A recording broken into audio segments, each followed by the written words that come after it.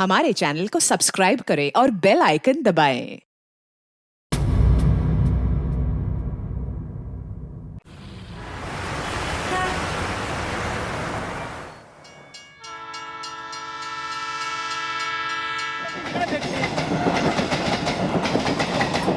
तेरे को समझा रहा हूँ। किसको लग रहा है? रोज नाटक हो गया। आज मुझे कहा कि रोज में ये समझा ना? साले देखो रोज दारू पी के दिल लपड़ के जाए। अरे सर क्यों झगड़ा करते हो डेली दारू पी के? साहब साहब साहब साहब साहब उधर एक आदमी का पैर पड़ा है साहब। कहाँ? साहब उधर है। चलो। 21 फरवरी 2014 को मुंबई पुलिस को बोरीवली और कांदीवली के बीच में एक आदमी का कटा हुआ पैर मिला। शरीर के बाकी हिस्सों की जांच पुलिस ने जी जान से शुरू कर दी।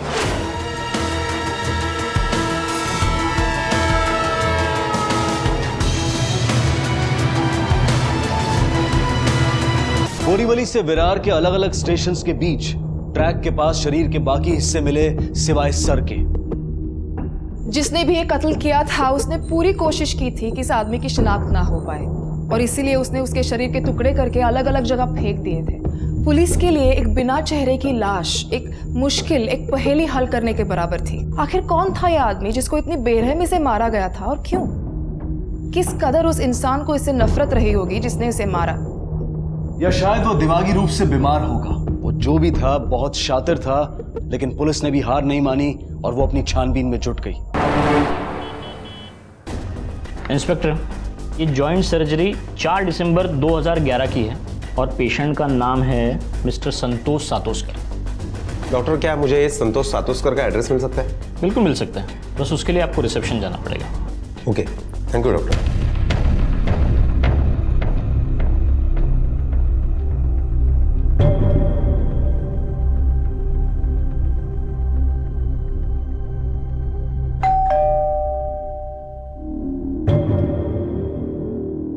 ये किधर रखा है मैंने? लिख पाऊँ। भाई मिर्ची 200 रुपए किलो हो गई है। रोज चीजों के भाव बढ़ रहे हैं। तो मैं क्या करूँ? 200 रुपया हो गया, खाना तो पड़ता ही है ना। लेकिन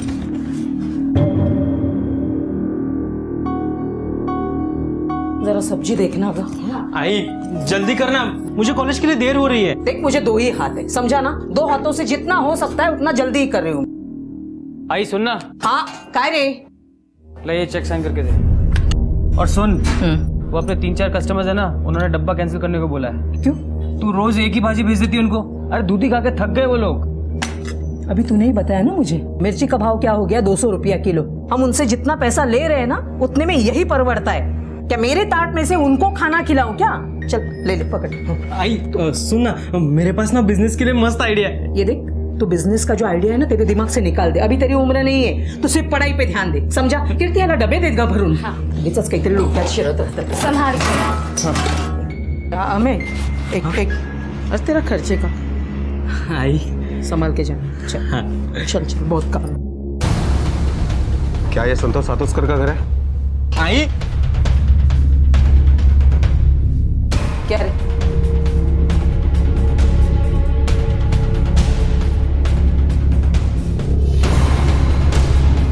जा, तू चिंता मत कर, कॉलेज को देर हो रही है ना तेरे को। जा। हाँ।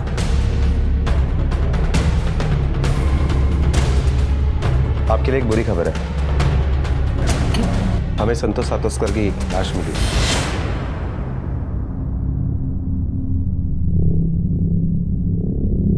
क्या सब? लेकिन उनको मर के अभी 1 साल हो गया है। क्या? हाँ।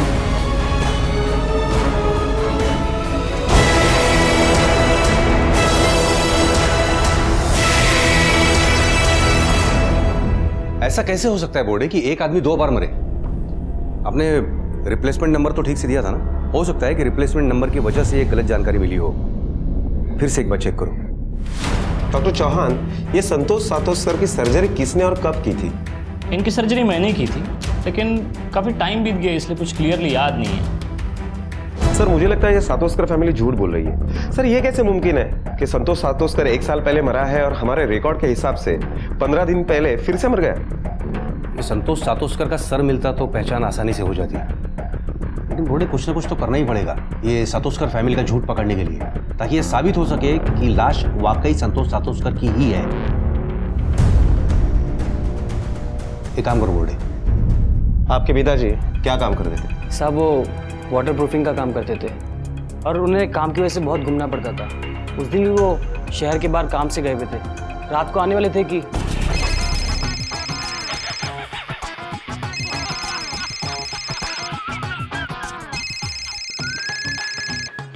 हेलो। हाँ जी साहब। हाँ जी आवाज़ नहीं आ रही। हाँ जी 1 मिनट। हाँ मैं ही अथर्व बोल रहा हूँ।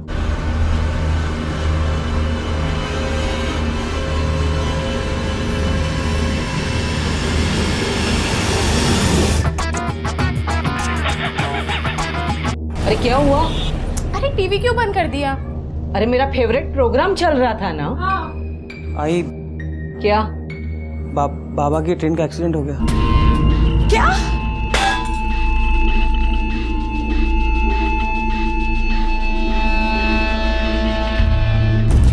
और 2 दिन बाद में हमें उनकी लाश मिली और यही पास में शमशान में हमने उनका अंतिम संस्कार किया साहब। ये तुम्हें कैसे पता चला कि वो लाश तुम्हारे पिताजी यानी संतोष सातोस्कर की ही है?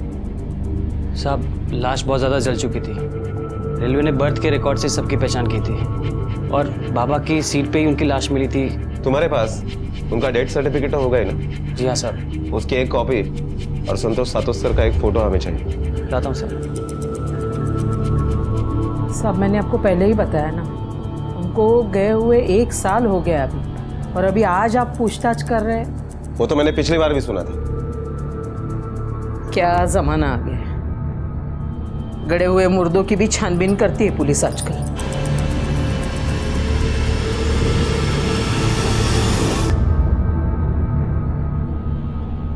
के लीजिए साहब, ये उनका फोटो और ये।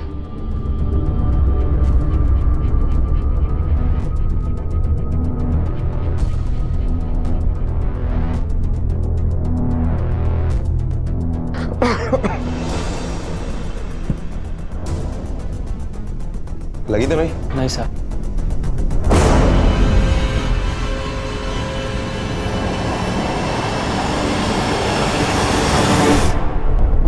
रिका में ये अथर्व के सिर का बाल है, डीएनए टेस्ट के लिए भेज देना। पिछले साल ही संतोष की मौत हुई ट्रेन एक्सीडेंट में। साहब बड़ी हिम्मत वाली औरत है अलका। आदमी के जाने के बाद बड़ी मेहनत से डब्बे का बिजनेस जमाया उसने। अभी देखो ना, आजू बाजू में जितनी भी कंपनी है, ऑफिस है, उधर इसी का डिब्बा जाता है। मालूम नहीं इंश्योरेंस का कितना पैसा मिला है, मगर इतना मालूम है कि इंश्योरेंस का मोटा पैसा मिला है। पैसा तो साहब झगड़ा भी खड़ा करता है ना। रोज दोनों भाइयों में इंश्योरेंस के पैसे की वजह से झगड़ा होता था, मारामारी होती थी। एक दिन तो अलका जी को बीच बचाव करना पड़ा। मुझे मेरा हिस्सा चाहिए। और कितने दिन शुरू में कि डब्बे वाली क्या औला दूं? किधर से लाऊं हिस्सा? पैसा होगा तो होगा ना हिस्सा। ये शेरनी मत लगा तू। इंश्योरेंस के पैसे में मेरा भी हक है, मुझे भी अपना बिजनेस खड़ा करना है। बोला ना पैसा नहीं है, समझता नहीं तेरे को? जा ले जिसके पास बड़ा हिस्सा। मुझे पता है सारा पैसा तू ही हड़पना चाहता है। बताऊं तुझको मैं? तू मत बता मेरे को। ए अथर्वा, क्या रे? अरे क्या चल रहा है? कुछ शर्म है तुझे? बड़ा भाई होके छोटे पे हाथ उठाता है। तू जा, उसको लेके जा अंदर। अरे जा तू रे। तुझे इतना जल्दी बड़ा होने का है? किसी ने कुछ बोला क्या तुझे? तो तू इतना क्या है? आप लोगों का क्या है? किसी के घर में कुछ हो जाए तो आ गए अपने झांकने। जाओ, यहाँ क्या सर्कस चालू है क्या? सर हमने रेलवे में और पड़ोसियों से पूछताछ की तो यही बात पता चली कि वाकई में संतोष सातोस्कर 1 साल पहले ही गुजर चुका है। डेथ सर्टिफिकेट भी झूठा नहीं है। और एक बात पता चली है सर, संतोष सातोस्कर का 25 लाख का इंश्योरेंस था जो क्लेम में उसके फैमिली को मिला, और रेलवे की तरफ से एडिशनल 5 लाख रुपए भी मिले। इन्हीं 30 लाख रुपए की वजह से उसके बेटों में काफी झगड़ा हुआ करता था। इसके अलावा किसी के ऊपर शक करने की कोई वजह नहीं है। नहीं, लेकिन बोर्डे इंश्योरेंस का पैसा मिलना या उसके लिए झगड़ा होना कोई इतनी बड़ी बात नहीं है कि जिसके लिए हम किसी को उठा सकें या फिर सस्पेक्ट बना सकें।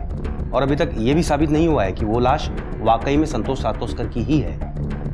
सर आरनाला बीच पे एक आदमी का कटा हुआ सर मिला है। तो वो 1 साल पहले कैसे मर चुका था? और अगर नहीं तो ये आदमी कौन था? संतोष सातोस्कर के घर वालों पड़ोसियों से की गई पूछताछ को, डेथ सर्टिफिकेट को झुटलाया नहीं जा सकता था। पुलिस की अब सारी उम्मीदें टिकी थीं अथर्वा और डेड बॉडी की डीएनए रिपोर्ट पर, जो अगर उनके हक में आ जाती तो पुलिस की कई मुश्किलें आसान हो सकती थी और वो पुलिस तहकीकात को एक दिशा दे सकती थी। सर डीएनए रिपोर्ट भी आ गई है और डीएनए रिपोर्ट के मुताबिक अथर्व के डीएनए और डेड बॉडी के डीएनए मैच कर रहे हैं। मतलब लाश संतोष सातोस्कर की ही है। फिर वही बात, एक आदमी 2 बार कैसे मर सकता है? और एक बात पता चली है सर संतोष सातोस्कर की जो फोटो हमने महाराष्ट्र के सारे पुलिस स्टेशन में मेल करवाई थी, उसका नासिक पुलिस स्टेशन से रिप्लाई आया।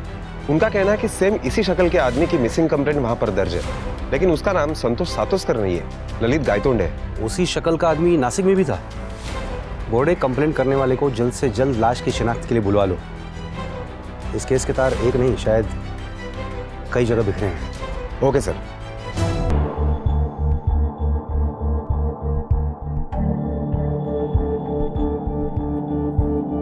साहब, ललित मेरे पति थे। शादी कब हुई थी आप दोनों की? 11 मार्च 2013 को हमने शादी की थी। आप दोनों की पहली बार मुलाकात कब हुई थी? कुछ 1.5 साल पहले। ललित किसी काम के लिए नासिक आए थे तब। वो मर के अभी 1 साल हो गया है। हम रोज एक दूसरे से मिलने लगे और फिर पता ही नहीं चला कि कब फिर हमने शादी कर ली। मुझे डर था कि ऐसा ही कुछ होने वाला है। मालूम था मतलब? साहब, वो मेरे पहले पति है ना, वो ललित को धमकी देते थे, मार डालेगी, सबक सिखाएंगे। क्यों मार डालेगा? किस लिए सबक सिखाएगा? साहब, वो ललित से बहुत जलते थे, चिढ़ते थे उनसे। रोज आके ललित के साथ झगड़ा करते थे, झूठा धोखेबाज कहते थे उन्हें। तुमने उसकी पुलिस में कंप्लेंट क्यों नहीं की? साहब, ललित बहुत शरीफ आदमी थे। वो घर का झगड़ा पुलिस में नहीं ले जाना चाहते थे और उनके रियल एस्टेट के काम में भी कुछ टेंशन चल रही थी। उनका बाहर गांव आना जाना लगा रहता था। फिर कुछ दिनों बाद मेरी माँ बीमार पड़ गई। उसके इलाज के लिए पैसे चाहिए थे, उसकी भी बहुत टेंशन थी। इस बार ललित मेरी माँ के इलाज के लिए पैसों का इंतजाम करने ही बाहर निकले थे। मुझे पक्का यकीन है साहब, दुष्यंत ने ही कुछ किया होगा और वो मुझे भी नहीं छोड़ेगा। रियल एस्टेट के काम के लिए वो शहर से बाहर क्यों जाता था और कितना कमा लेता था? सब पैसे का कुछ पक्का नहीं था। शुरू में तो लाखों कमा लेता था, लेकिन फिर काम कम हो गया तो लाखों से 1000 पे आ गया। ललित का काम ठीक नहीं चल रहा था, ललित को बहुत टेंशन थी। ठीक है, आप जा सकती हैं, लेकिन हो सकता है आपको वापस आना पड़े। पवार मैडम, लेके जाइए इन्हें। इनके और दुष्यंत के फोन नंबर्स, बैंक डिटेल्स सब ले लो। एक आदमी जो 1 साल पहले मर चुका है, नासिक में कावेरी के साथ 1 साल से रह रहा था। फिर पुलिस को उसकी लाश टुकड़ों में मिलती है, जिसे कुछ 15 दिन पहले मारा गया है। एक आदमी जिसकी 2 बीवियां, 25 लाख की इंश्योरेंस की रकम, दूसरी बीवी का पहला पति जो ये सब बर्दाश्त नहीं कर सकता। बोर्डे, इस केस में कुछ नहीं, बहुत कुछ खुलना बाकी है। एक काम करो, तुम यहां रहकर संतोष सातोस्कर की असलियत पता करो और मैं नासिक जाकर दुष्यंत और ललित की खबर निकालता हूं।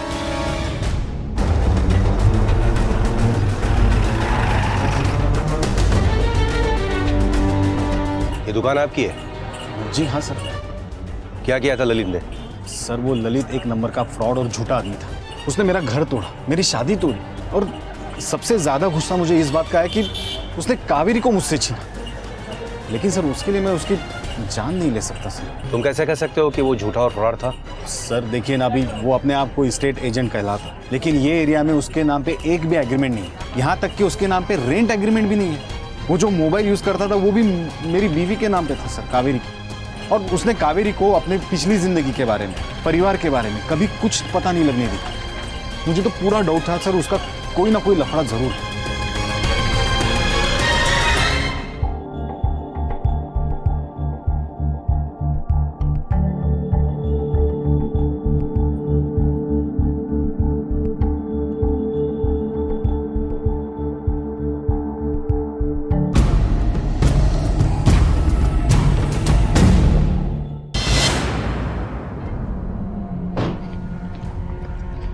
जैन सर, सर हमारा शक सही निकला। संतोष ने इंश्योरेंस के पैसे के लिए अपने मरने का झूठ-मूठ नाटक किया और जैसे ही इंश्योरेंस के पैसे हाथ लगे उसके एक ही हफ्ते में उसने कावेरी के साथ शादी की। और कॉल रिकॉर्ड के मुताबिक कावेरी और अथर्व में कई बार फोन पर बात हुई। संतोष गायब होने के 2 दिन पहले भी। बोर्डे, तुमने सातोस्कर परिवार और कावेरी के अकाउंट डिटेल्स वगैरह चेक किए? कुछ हाथ लगा वहां से? Yes sir. सर अभी ये इत्तेफाक है या प्लानिंग, ये तो पता लगाना पड़ेगा, क्योंकि गए साल 14 मई को अथर्व ने अपने अकाउंट से 5 लाख रुपए निकाले और ललित ने 15 मई को कावेरी के नासिक वाले अकाउंट में 5 लाख रुपए जमा किए। और ये इत्तेफाक कई बार हुआ है सर। फिर तो पूरे चांसेस है कि ये इत्तेफाक नहीं, प्लानिंग हो। बोर्डे, तुमने कावेरी से अथर्व के कॉल के बारे में पूछताछ की? Yes sir. इस नंबर को पहचानती हो? तुम्हारे मोबाइल से इस नंबर पर कई बार फोन किया गया है। ये नंबर अथर्व सातोस्कर का ही है ना? नहीं साहब, मैं इस नाम के किसी भी आदमी को नहीं जानती और इस नंबर पर मैंने कभी फोन नहीं किया। ये अथर्व का कुछ ना कुछ कनेक्शन है इस कत्ल के साथ। एक काम करो, अथर्व को पुलिस स्टेशन की सैर करवाने के लिए बुलाओ। Yes sir. देखो, हमारे पास सबूत है कि तुम्हें पता था कि संतोष जिंदा है, बल्कि तुम्हारी उससे बात भी होती थी। इंश्योरेंस का पैसा भी इधर उधर हुआ है। अब बिना चालाकी किए सब कुछ अपने मुंह से बता दे, क्योंकि अगर हम उगालेंगे तो तेरी ये चालाकी और शराफत धरी के धरी रह जाएगी। फ्रॉड तो तुम कर ही चुके हो, फिर अपने बाप को क्यों मारा? साहब मैंने अपने बाबा को नहीं मारा और मैं अपने बाबा को क्यों मारूंगा साहब? बल्कि मरने के बाद इंश्योरेंस का पैसा लेने का आइडिया भी उन्हीं का ही था साहब। हमको भी मालूम है कि ये समय नहीं है बात करने का, पर क्या करें, पैसे तो देने ही पड़ेंगे ना। धंधा धंधे की जगह है। मैं आप लोगों से हाथ जोड़ के विनती करता हूँ, कुछ समय और दे दीजिए, हम लोग आपका पैसा चुका देंगे साहब। बाबा की मौत को अभी कुछ ही वक्त हुआ था, सब लोग अभी सदमे में ही थे कि मुझे एक अननोन नंबर से कॉल आया।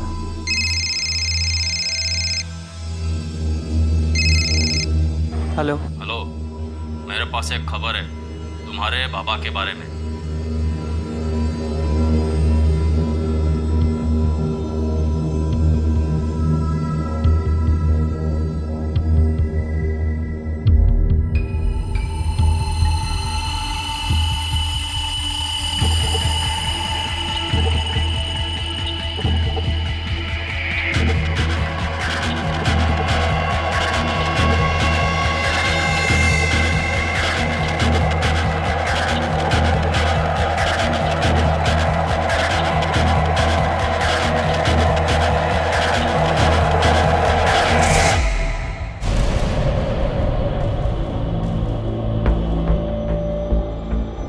बाबा, बाबा आप जिंदा हैं? तो फिर वो कौन था जिसका तुमने अपना बाबा समझ के अंतिम संस्कार कर दिया था, वो आदमी था जिसको मैंने अपनी टिकट दे दी।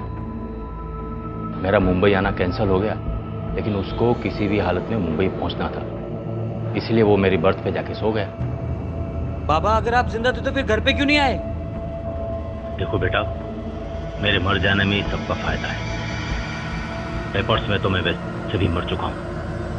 अथर्वा बेटा, मेरी एक बात ध्यान से सुनो। देखो, मैंने अपनी 25 लाख की लाइफ इंश्योरेंस की पॉलिसी निकलवाई थी। अलका और तुम दोनों जाके उस पर क्लेम करो और हम दोनों वो पैसा आधा आधा बांट लेंगे। देखो बेटा, तुमको वैसे भी बिजनेस ही करना था, तो तुम लोगों का उधार चुका के अपना बिजनेस करो और मुझे अपनी नई जिंदगी में खुशी से रहने दो। बाबा लेकिन देखो बेटा, अब मैं वैसे भी अलका की जिंदगी में वापस लौट के कभी नहीं आऊंगा। साहब, मुझे बाबा की बात सुनकर बिल्कुल अच्छा नहीं लगा। बाबा किसी भी हालत में वापस लौटने को तैयार नहीं थे और फिर मुझे भी बिजनेस के लिए पैसे की ज़रूरत थी। बस इसी लालच में मैंने बाबा को हाँ कर दिया। आई बहुत ज़्यादा टूट चुकी थी, ऐसा लगता था कि उन्होंने अपनी जीने की उम्मीद ही छोड़ दी है। कभी कभी तो लगता था कि उन्हें सच बता दूं कि बाबा जिंदा है, मगर मेरे लालच ने मुझे हमेशा रोक लिया। और फिर मैंने हर महीने आई से चेक पे साइन करवाना शुरू कर दिए और बाबा को उनका हिस्सा देता रहा। आई, वो मैं क्या कहता ना कि इंश्योरेंस का पैसा तेरे अकाउंट में ट्रांसफ़र हो चुका है। तो बाबा को जिन लोगों को पैसा देने का है ना, हम उनको पैसा दे के नक्की करते हैं, वरना बाबा के जाने के बाद भी लोग उन्हें गालियाँ और ताना देंगे।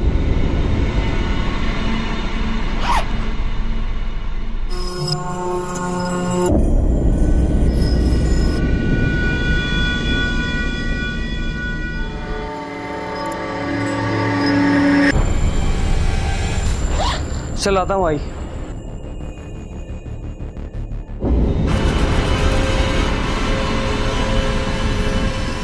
अपना हिस्सा लेने के बाद बाबा का कुछ पता नहीं था, और पिछले कुछ महीनों से बाबा फिर से पैसे मांगने लगे, बल्कि पिछले महीने से तो हर दूसरे तीसरे दिन पैसे की डिमांड करने लगे। अब आप ही बताइए मैं कहाँ से लाता इतने पैसे? इसलिए मुझे बाबा को साफ बोलना ही पड़ा। बाबा 12 लाख से ज्यादा दे चुका हूं अब तक आपको, कहां से लाऊं रोज पैसा? अभी 3 दिन पहले ही आपको पैसा दिया था, और ये क्या है कि हर दूसरे तीसरे दिन आप मुंबई आ जाते हैं, किसी ने देख लिया ना तो जेल की हवा खाना। फिर मुझे मत सिखा जेल की हवा। अगर मैं जेल गया ना तो साथ में तू भी जाएगा, क्योंकि तू मेरा इंश्योरेंस का पैसा खा के बैठा है, समझा? जेल की हवा। एक और बात, मुझे अभी कभी 50,000 चाहिए अर्जेंट। मैं यहां से हिलूंगा नहीं जब तक पैसा नहीं मिलेगा। अब तुझे क्या करना है, कैसे करना है, मैं नहीं जानता, मुझे पैसा चाहिए अभी कभी, बस। ठीक है, फिर मुझे एक रात की मोहलत दीजिए। बड़ी रकम है, जमा करने में टाइम लगेगा, तब तक आप हमारे गोडाउन में रहिए। एक रात मतलब सिर्फ एक रात, याद रखना। मैं बहुत डर गया था साहब। अगले दिन ही मैंने आई से चेक पे साइन करवाए, बैंक जाके पैसा निकाला और गोडाउन पहुंच गया। मुझे बाबा के लिए बहुत डर लगा था साहब, और ये बात मैं किसी को बता भी नहीं सकता था। इतना सारा खून कहाँ से आया, क्यों आया, और बाबा कहाँ चले गए साहब, मुझे कुछ नहीं पता। मैंने कुछ नहीं किया साहब, मुझे कुछ नहीं मालूम। तुमने तुम्हारे बाप का कत्ल किया है या नहीं, इस बात का पता हम लगा ही लेंगे, लेकिन तुमने उसके साथ मिलकर जो फ्रॉड किया है उसकी सजा तुम्हें जरूर मिलेगी। चल अब ये बता कि तेरा गोडाउन कहाँ पे है? घोड़े, संतोष ने जिस पैसे के लिए अपने बेटे के साथ मिलकर इतनी बड़ी प्लानिंग की, हो सकता है कि उसी पैसे के लिए फैमिली के और लोग भी इस प्लानिंग में शामिल हों। सब पे नजर रखो। कातिल का अब तक तो कोई सुराग मिला नहीं है, लेकिन उम्मीद है जल्द से जल्द वो हाथ आएगा। अच्छा, तुमने कत्ल के वक्त अथर्व की फ़ोन लोकेशन चेक की?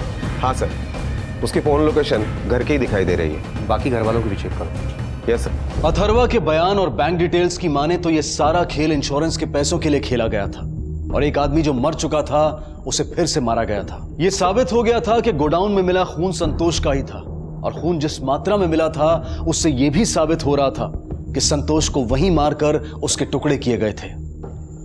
संतोष उर्फ ललित का कातिल कौन था इसका पता नहीं लग पाया था, पर उसका पूरा परिवार पुलिस के शक के घेरे में था। आखिर कौन था उसका कातिल? पुलिस के शक की सुई अथर्वा, दुष्यंत और कावेरी पर थी, लेकिन कोई और भी था जो अब तक पुलिस की आंखों से ओझल था, और संतोष के कत्ल के लिए उसके पास मकसद भी था। सर, फॉरेंसिक रिपोर्ट के मुताबिक संतोष की मौत दीवार पर बार बार सर पटकने से हुई है, और मुझे लगता है कि यह कत्ल अथर्व ने किया होगा, क्योंकि जो बेटा अपने बाप के इंश्योरेंस के पैसे खा सकता है वो उसकी मौत साबित करने के लिए उसे मार भी सकता है। बोर्डे, संतोष को मारने का मकसद सिर्फ अथर्व के पास ही नहीं, कावेरी और दुष्यंत के पास भी है। हो सकता है कि कावेरी को इस बात का पता चल गया हो कि संतोष ही ललित है, या फिर दुष्यंत ने अपना घर टूटने का बदला लेने के लिए उसे मारा हो। बोर्डे, एक और नाम है जिसके पास संतोष को मारने का मकसद हो सकता है। किसका? कौन सा नाम सर? संतोष की पहली पत्नी अलका। बिल्कुल हो सकता है सर, क्योंकि इस केस में पहले से ही उसका रवैया कुछ अलग है, और गोडाउन में हमें जो टूटी हुई लाल चूड़ी मिली थी, ठीक वैसे ही चूड़ी तफ्तीश के दरमियान मैंने उसके हाथ में देखी। गड़े हुए मुर्दों की भी छानबीन करती है पुलिस आजकल। बोर्डे, अलका को पुलिस स्टेशन में पूछताछ के लिए बुलाओ। शायद यही वो कड़ी है जिसे आज तक हमने जोड़ कर कभी देखा ही नहीं है। Okay sir.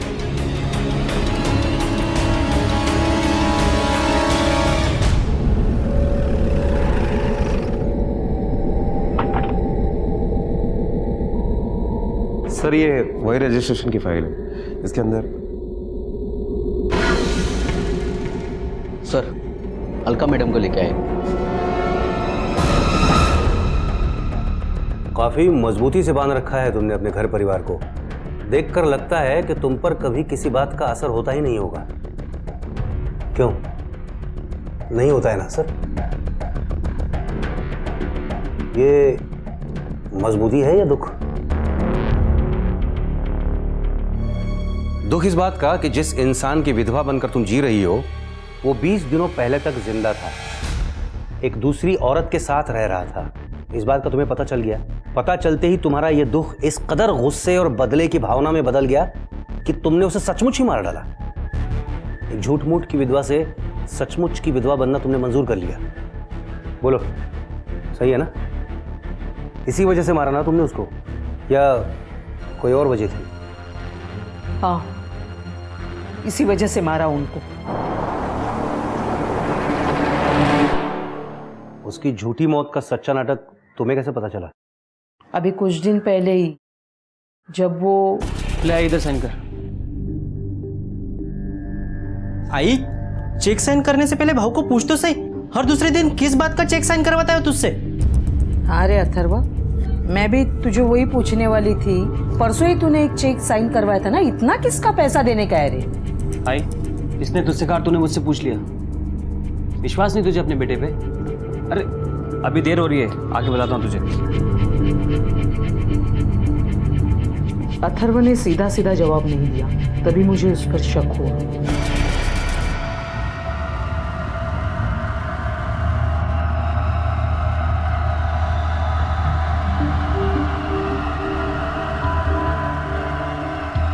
हाँ अच्छा ठीक है।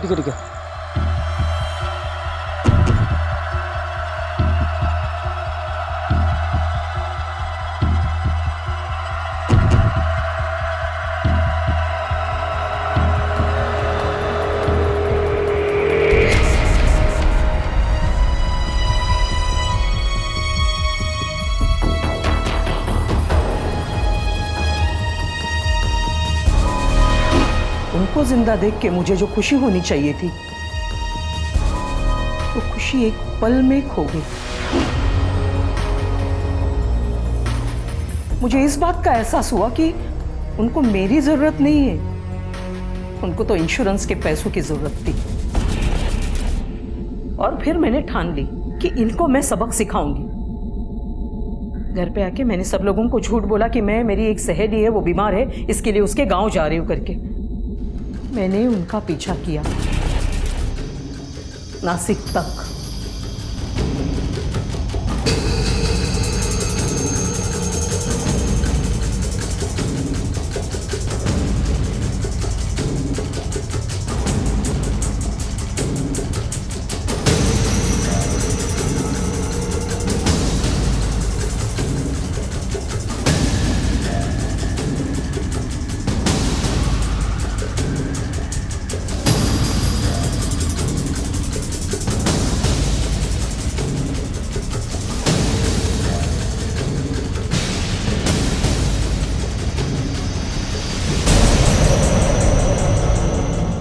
वहां जाके देखा तो वो किसी और औरत के साथ रहते हैं।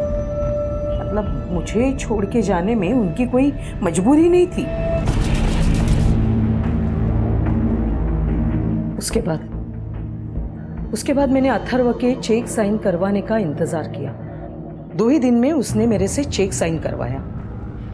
मैं समझ गई कि वो आ गए हैं, और आए हैं तो गोडाउन में रुकेंगे। इसके लिए अथर्व के जाने के पहले ही मैं वहां गोडाउन में पहुंच गई।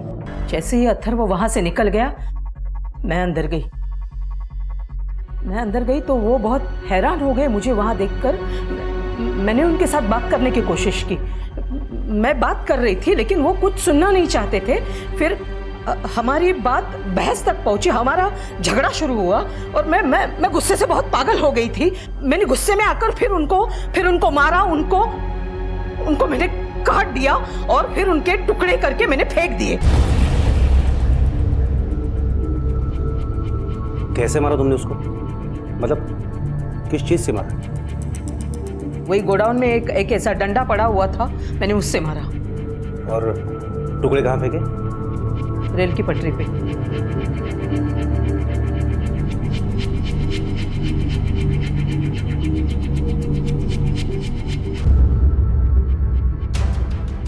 बोर्डे ये औरत झूठ बोल रही है। फॉरेंसिक रिपोर्ट क्या कहता है कि मौत किस वजह से हुई थी?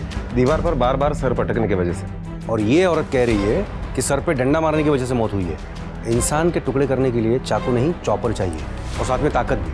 अब चाहे जितने टुकड़े करने के बाद डेड बॉडी का कुछ तो वजन होता ही है ना।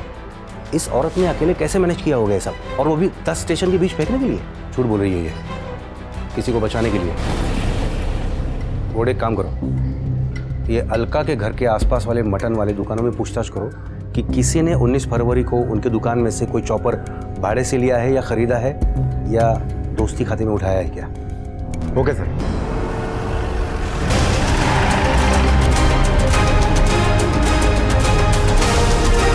कहाँ घर जा रहा है? हाँ।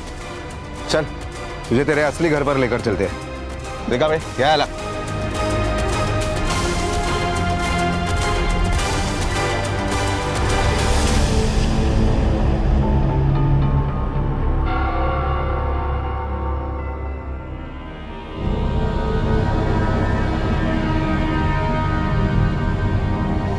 ठीक से पहचानो, ये वही था ना जिसने तुमसे चॉपर खरीदा था? हाँ साहब, ये वही है साहब।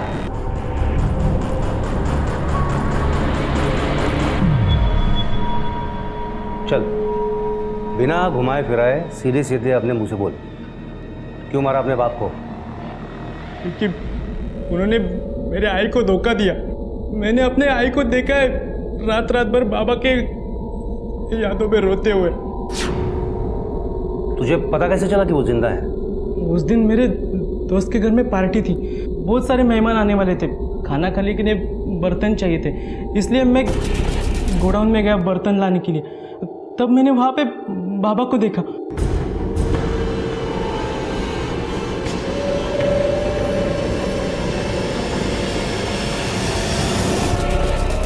मैंने उनको देखा तो पहले मैं खुश हुआ, बाद में वो मुझे कुछ और ही समझाने लगे। हमें बेटा देखो, मेरी बात सुनो। अब तुमको पैसा चाहिए ना, मैं दूंगा ना, बहुत पैसा दूंगा, पर किसी को ये मत बोलना कि मैं जिंदा हूँ, अपनी आई को भी नहीं। देख बेटा, मैं एक दूसरी जिंदगी जी रहा हूँ बड़ी शांति से, और मैं उधर बहुत खुश हूँ। मगर मेरी आई खुश नहीं है ना, आपने मेरी आई को धोखा दिया, क्यों? जब उन्होंने मुझे कहा कि उन्होंने दूसरी शादी की है और आई को छोड़ के वो वहाँ बहुत खुश है, तो मुझे बहुत गुस्सा आया। मैंने ये सब घर जाके अपने आई को बताया। आई ने मुझे समझा के शांत किया और हम गोडाउन चले गए। मैंने अपने एरिया के मटन वाले से मटन काटने का चॉपर लिया और मैं और आई गोडाउन में गए। मैंने अपना फोन घर पे ही रखा था ताकि किसी को मेरे ऊपर शक न हो जाए।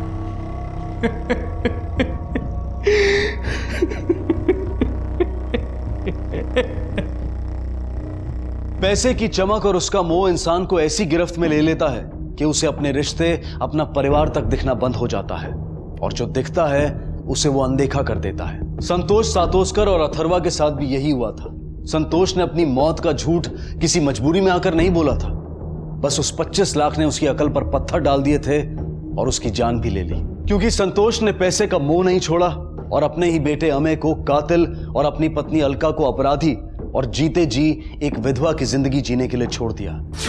और दूसरे तरफ थी कावेरी, जो एक नरक से निकलकर एक झूठे मक्कार आदमी के साथ हंसी खुशी जिंदगी जीने के सपने देख रही थी। उसने कभी जानने की कोशिश भी नहीं की कि यह आदमी कौन है, कहां से आया है, जिसकी उसको सजा भी मिली। ऐसा जरूरी नहीं है कि जो आसान लगे वो आसान हो, सही हो। इंसान को जरूरत है अपने आप को भटकने से बचाने की, जिसकी लापरवाही अथर्वा ने बरती थी। अगर अथर्वा संतोष का सच अपने घर में बता देता तो इतने हादसे, इतनी जिंदगियां बर्बाद होने से बच सकती थी। पैसा जो आपकी मेहनत, आपके हक का ना हो, वो जिस रास्ते आता है उस रास्ते जाता भी है। अथर्वा को संतोष के साथ मिलकर फ्रॉड करने के लिए, अमय को संतोष के कत्ल के लिए और सबूत मिटाने के लिए, और अलका को भी सबूत मिटाने के लिए सजा हुई। आज क्राइम पेट्रोल के इस एपिसोड में मेरा साथ दिया जानी मानी अभिनेत्री राधिका आप्टे ने।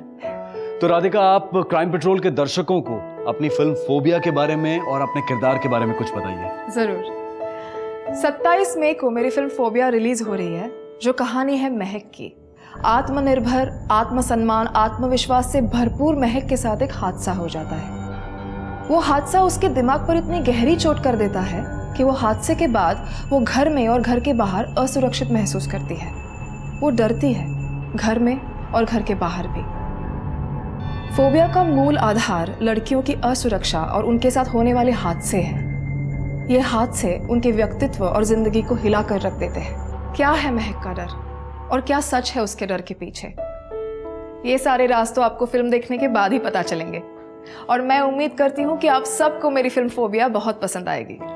आई एम श्योर सभी दर्शकों को आपकी ये फिल्म जरूर पसंद आएगी।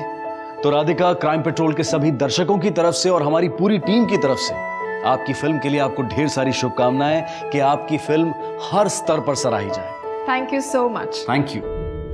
अब मैं अनूप सोनी आपसे विदा लेता हूं।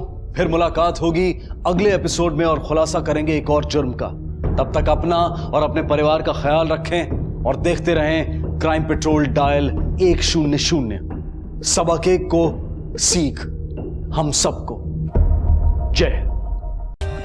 For more updates, subscribe to our channel, click the show links and enjoy watching the videos.